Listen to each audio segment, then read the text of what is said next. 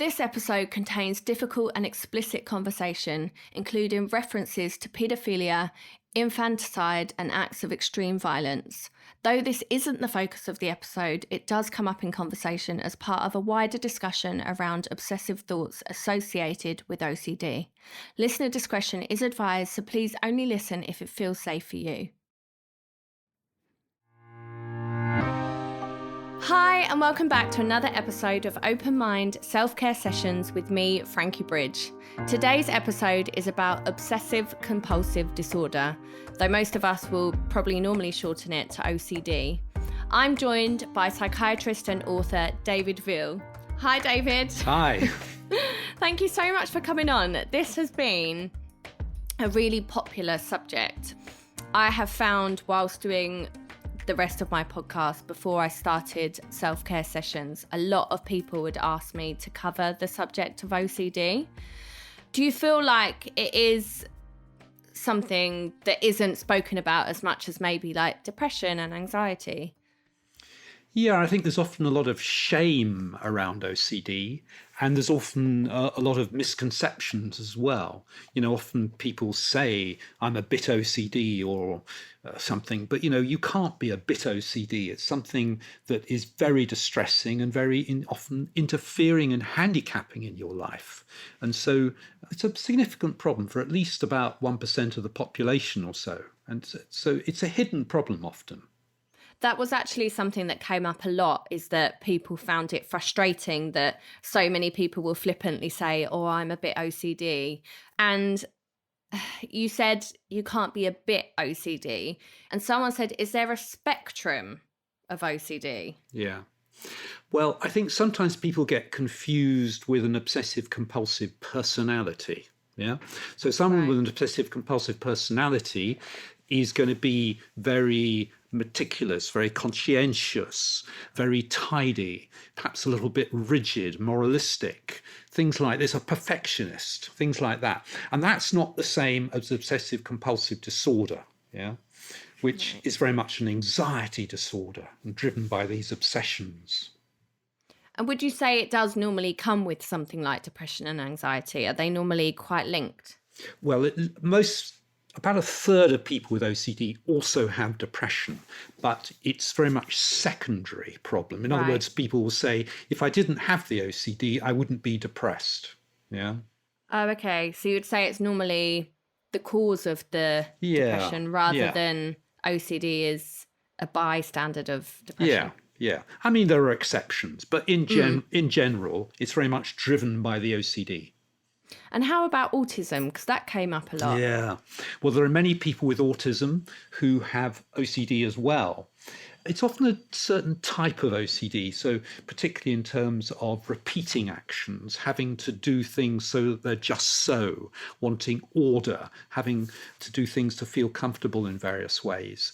And so it's a little bit more, a slightly different approach is required, but it's still recognised to be on, part of autistic spectrum.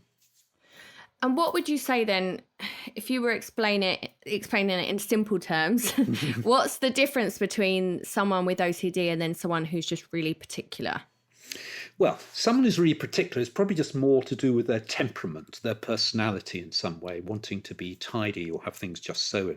But OCD is really a mental disorder characterized by obsessions, compulsions, and usually avoidance behavior. So an obsession in the world of OCD is very different. It's a very distressing, persistent, intrusive thought, image, urge, or sensation that just pops into your head or perhaps triggered by an object or something. And they're very difficult to control or get rid of. And so it might be a sensation of your hands being contaminated by a germ or something. It could be an urge to have some object placed a particular place or pattern. It could be a doubt about whether you just run over a cyclist or that perhaps you could be a paedophile, an image of stabbing your baby. And they're just not, in other words, they're not just simple worries about real life problems. They're usually about having a sense of not wanting to harm others or yourself in some way, or wanting to avoid a feeling of disgust or feeling not just right. Yeah. So it's a very different sort of problem. And of course, if you've got those obsessions, you then also have these compulsions, which you have to do repeatedly. And sometimes it can be observed by others. So, for example, you might see someone checking that a door is locked or repeatedly washing their hands or something. Or very often it's not actually observable. It's just something, a mental act that you have to do over and over again in your mind. It might be saying a special phrase in the belief that it could be preventing someone from dying or something. But usually it's or seeking a lot of reassurance, having to repeat actions, do mental compulsions. Yeah. And otherwise, it could be also a lot of avoidance behavior. So, for example, if you've got fears of contamination, you might be avoiding touching toilet seats or dustbins and door handles and wash taps or contact with animals or humans, all sorts of things. Or just, let's say you've got that fear of stabbing your baby, you might be wanting to avoid knives or always have somebody with you because you don't have the confidence to think that because you've got this thought that you might stab your baby and so on. So it's a very different proposition compared to, just feeling a bit OCD. You brought up there about being worried about germs being on your hands, and that came up a lot. Yeah. People saying that they have contamination OCD and how to deal with that in the middle of a pandemic, which is all about germs and a virus. I know. This has been a really bad time for people with OCD during COVID. For some people, it's actually become the main preoccupation, in terms of whether they're spreading COVID to other people or getting COVID in some way. And so it's just become the flavour of their OCD, whereas in the past it was around HIV or something else. Otherwise, it's, everybody is really suffering at the moment. And so, of course, the loneliness and losing your job, all these sorts of stresses just makes your OCD worse anyway. Some people, it was a boon to begin with. You could be shut off and everybody else was washing their hands and things like that. So it's a complicated picture, but I think we're going to get a lot more OCD problems over the next year or so because it's just sort of triggered lots of things off. Do you think that would be a big thing for children who are growing up in this time, or do you think they'd be less prone to it because they know no different? Well, children and adolescents have had a really tough time. We know that it's been a lot worse for them. We honestly don't know yet. I mean, I don't want to be one of such individuals who are just sort of doom mongering and that, there are a lot of people who are very resilient. And we want to encourage that. But at the same time, there are also a lot of people who are very vulnerable and it's just going to make them worse. Yeah. So I just don't know what the story is going to be in the long term in terms of the effect of COVID on mental health. And it's going to have an impact, but we just don't know the full story yet. Yeah. A lot of people have asked if it ever goes away or does it always just turn into a new OCD, if that makes sense. Yeah. The pattern of OCD varies. So there are some people who have an episode in their life when they have it and they deal with it and it goes away. For other people, it may come back at times of stress or times of responsibility. So, things like the postnatal period, prenatal period is a time of stress and responsibility. So that's another trigger as such. For others, less fortunate, it can be a more chronic problem. So there's lots of different patterns of OCD. Okay. So I suppose it depends on maybe the cause of your OCD and the reason why you have it or not? Well, we don't really know the cause of OCD at the moment. You see, we can say that, part of the problem is being human in the sense that we have a tricky brain. And, if you were born a zebra or a crocodile or something, you wouldn't have OCD. It's just that the design of our brain is very difficult in the sense that, we do still have an old brain, which we've evolved from reptiles and mammals and so on. It's very much designed to keep us safe and for threats and things. But equally, being human, we've got a new brain, which is very much the great things about it is being very creative and going to the moon and so on, but equally we can imagine things and all sorts of things that activate our old brain and threat system. So Part of the problem is being human. Part of the problem is heritability, genes. Most emotional problems have got probably at least 40% or so are heritable. And, you can blame your parents and they can blame their parents all the way back to Adam and Eve. But it's not that helpful. It doesn't mean you're going to get OCD or an emotional problem if you have the genes. It just means you're more predisposed to it in the same way there are genes for leukemia and so on.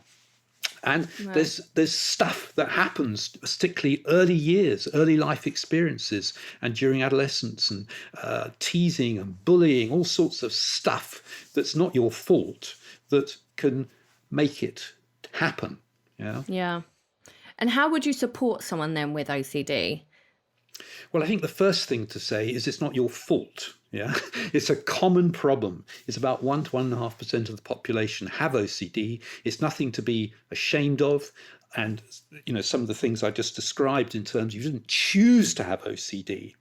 But the key message always is it is treatable. It's hard work, but it can be overcome. Yeah, there are 2 main treatments. The first of these is cognitive behavior therapy for OCD, and it needs to be specific for OCD, not some sort of generic thing. Yeah, right. And it needs to have a good understanding of what the problem is, the way that you have a worry problem, and that you put too much importance on these intrusive thoughts and urges and the way you respond to them. It's, the message is always your solutions and the way that you avoid and the way that you check and the way that you and so on is the problem.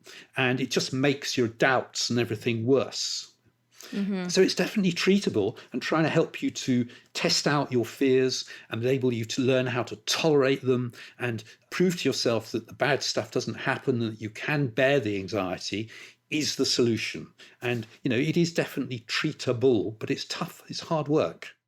David, for anyone listening, can you just clarify what CBT means and explain what it is, how it works? Yeah.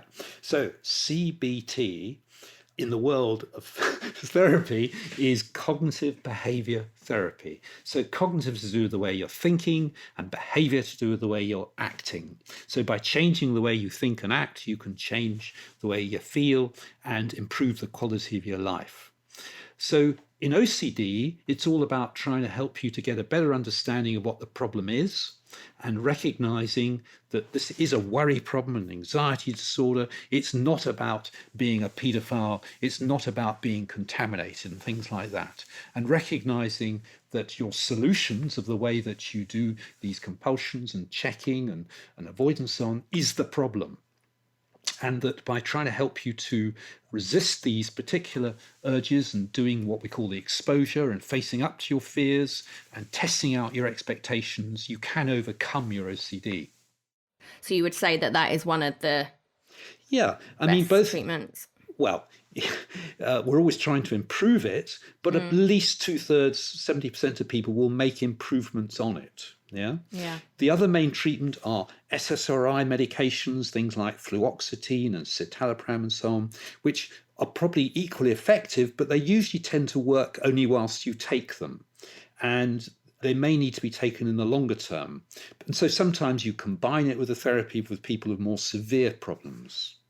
Okay, so that's like an antidepressant. It's an antidepressant, but the problem is the word there, antidepressant, because actually, the truth is that they're pretty weak as antidepressants. They're much better at reducing anxiety.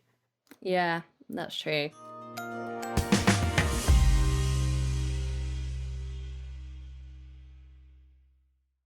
And how do you know then if someone needs help? At what point do you kind of go, all right, this is an issue. We need to do something about this?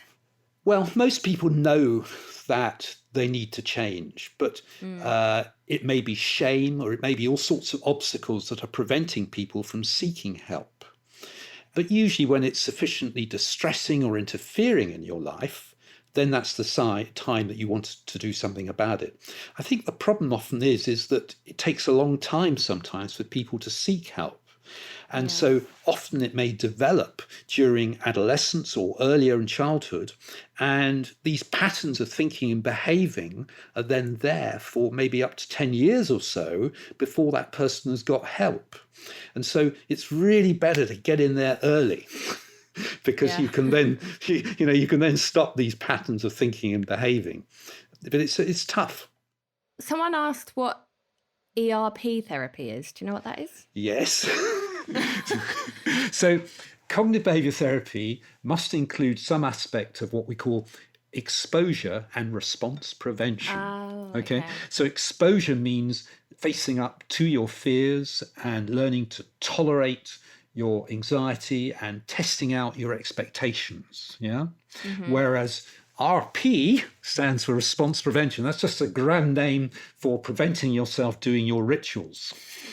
Okay. So learning how to, let's suppose you've got a compulsion with washing, learning how to resist that urge and recontaminating yourself by touching the toilet seat or whatever it is and transferring it to your face or whatever instead of washing.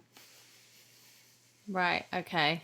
So it's a bit like exposing yourself to it and then having to withstand it, I suppose. It is. Learn to tolerate that you can bear it and you know, that it's not the end of the world and that you're testing out your expectations.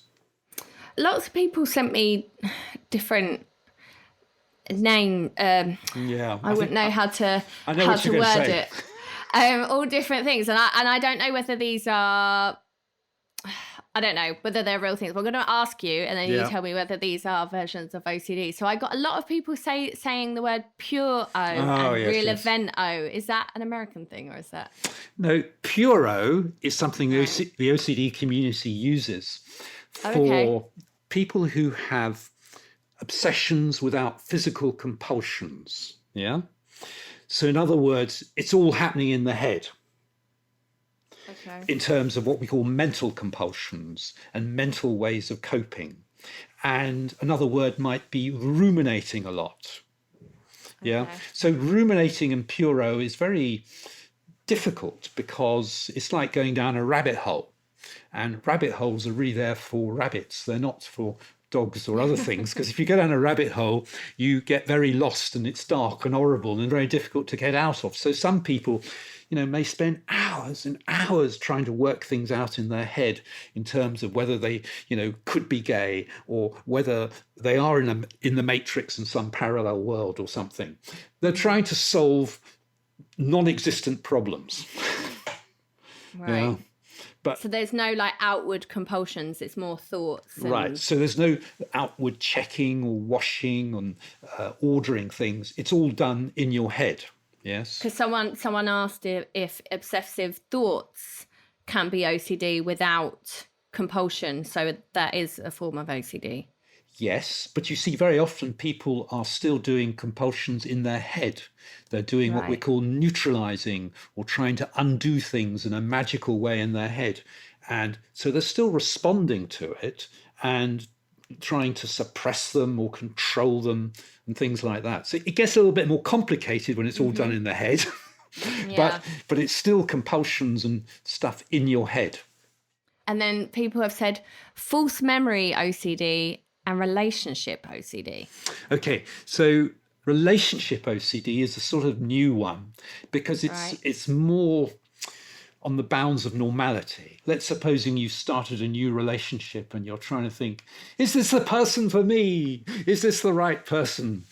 And it's all the same thing as in other aspects of OCD because it's all about doubts and wanting certainty, and wanting to know that it feels just right.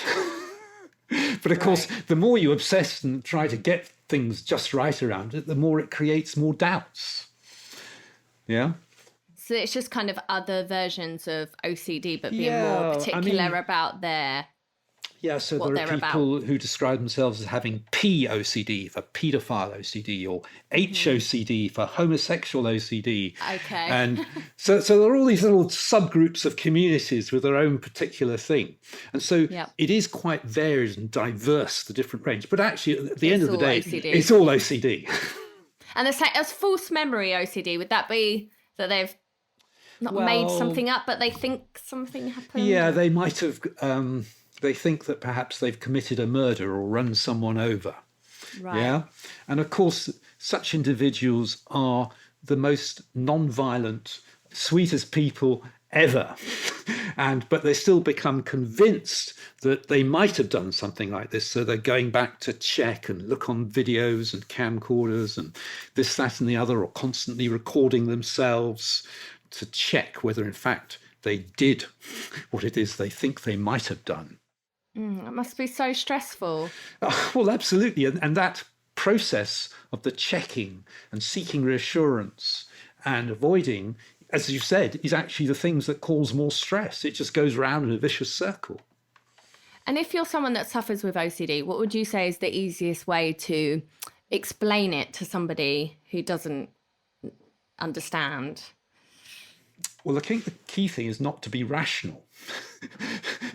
Because the person with OCD and others know it's not rational, but it still doesn't feel right, or it feels extremely comfortable. I mean, sometimes it's easier to think of it like a phobia, particularly things like contamination OCD. Other people would describe it more like as the doubting disease, that you're having constant doubts and you're wanting certainty and guarantees, which of course you can't have. There are only two certainties in life: death and taxes. And Yay! If you weren't feeling unhappy now, you are now. Yeah. And, well, we can also say that whilst you continue to demand a guarantee that, that you never were a paedophile, you never will be or something, you will disturb yourself for the rest of your life. There are no guarantees. And so it's a doubting disease, or it's like a phobia. But the key thing always is it's really distressing and really interfering in your life. And it's not something you have any control over. And what would you say? I always say at the end, I always ask, and I know it's really hard sometimes, but what are your top 3 tips that you could give to listeners that are struggling with OCD? Well, I'd say, A, it's not your fault, and that there is treatment available. It is hard work. It's nothing to be ashamed of, and you can overcome it. Yeah. But do seek help. There's a lot of help out there. So in the UK, we have a good system now you can refer yourself to NHS improving access to psychological treatments, or IAP services, where there is good help available for treating OCD. Okay, and that would be your tip then, to seek help. You would say start with the NHS. Definitely, or see your GP if you want to try the medication. But all these, there is definitely help available. Mm-hmm. I suppose the biggest thing seems that you feel that people feel there's a lot of shame attached to it, and maybe embarrassment, and that's always what makes it harder to come forward and ask for help, isn't it? Yeah. But the shame is created internally by yourself, because you have often a self-critic and someone who is constantly putting you down and telling you what an idiot you are and pull yourself together and things like that. And so, the problem is your own internal bully and shame around it. It's no one else's condemning yourself for these things. I mean, well, sometimes they do, but, they're idiots themselves. So where can our listeners go to find out more information or to seek out help? Well, I'm a trustee of the charity OCD Action. And so this is one of the largest charities helping people with OCD. So it's literally on the website, OCD Action. Well, thank you so much, David. I found it so interesting because my eyes were opened even from people sending in their questions and their worries. Like I said, I'd never heard of all these different versions of OCD. And even myself sometimes, I have suffered with OCD in the past. And it is hard to explain. And even I don't really understand it, having suffered myself. So it's been really interesting. I think you'll have really helped so many people. So thank you so much. Thank you. Thanks so much for listening to this episode of Open Mind Self-Care Sessions. I really do hope that this has been helpful to you. And if you've been affected by this episode or would like to find out any more information regarding mental health, please head over to mind.org.uk. If you've got any questions which you'd like to get answered, please follow me on Instagram and look out for my stories where I collect all of your fantastic thoughts for each episode. So that's all from me for now, so look after yourself.